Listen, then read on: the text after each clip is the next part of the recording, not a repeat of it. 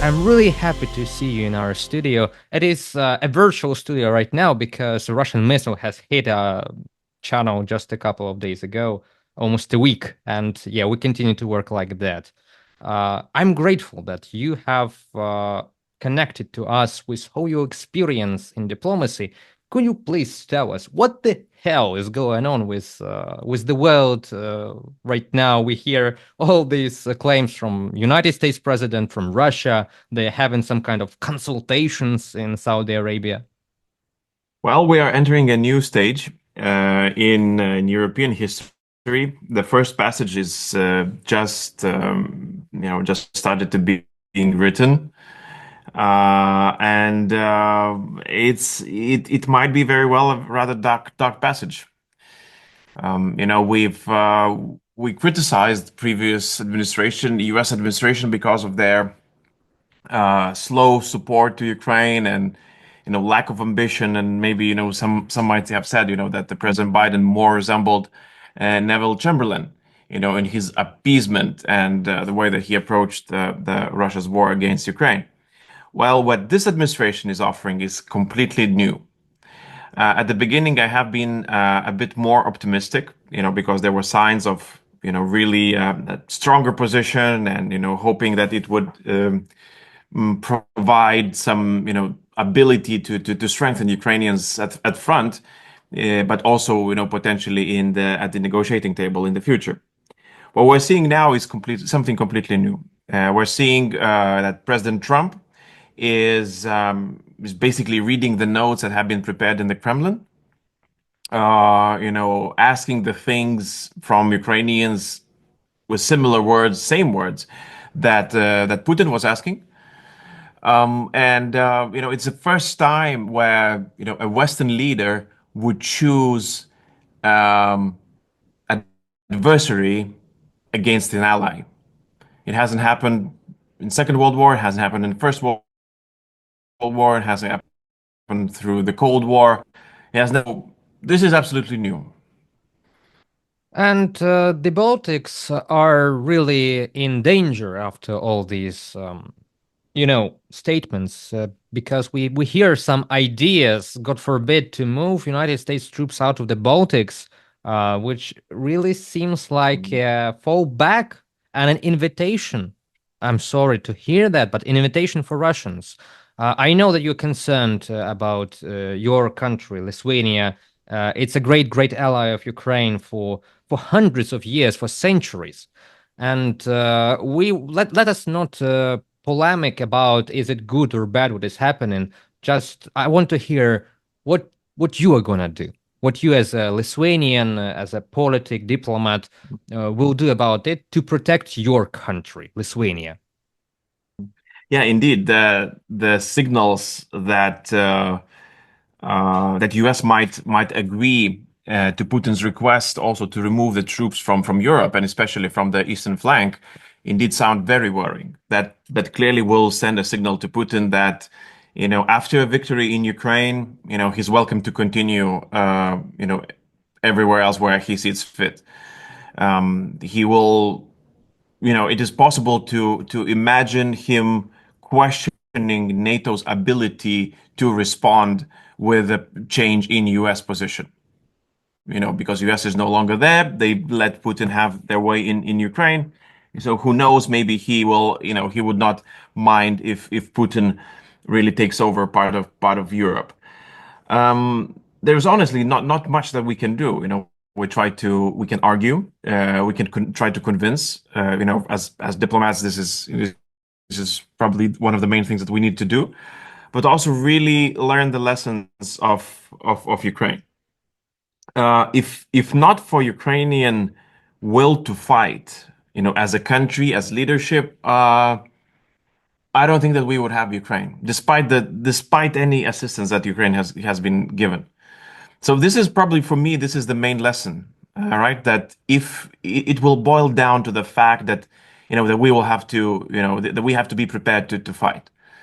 That means that we have to really look into the defense plans of our country with how it will be defended and so many other things. And I'm not saying that NATO is gone, But I'm saying that we are entering a new, more dangerous time in history, and more will be required of us. And just as we speak, Lithuania has committed a new defense package to Ukraine for 80 million euros. And it is a great help, which is really felt here in Ukraine. The help from Lithuania, Latvia, and Estonia. A lot of my friends from NATO, North Atlantic Fellows Organization, if you know those guys, they come Yeah, from of course. Estonia. Yeah, and they bring a lot of aid, humanitarian, medical trucks from all over the world, but they are coordinated in Estonia. So this, the Mhm. Baltics and Ukraine, for me, these two countries are separated by another one, by Belarus, of course, but it's like soulmates. It has always been for me so. And let us be optimistic. Let us be optimistic because after this whole situation in Munich, after the speech of J.D. Vance, the new geopolitical reality that we have woken up just after several days in Germany. And I have already seen news about a new security package from European Union, 10 billion euros in Mhm. military aid to Ukraine. So, uh, is Europe waking up now? So we have been talking for Europe to wake up for 3 years, but is it happening right now Mhm. in danger?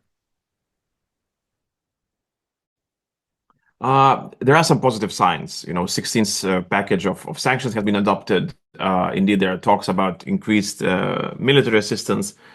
Um, I'm a type of person who is happy after the things actually happen.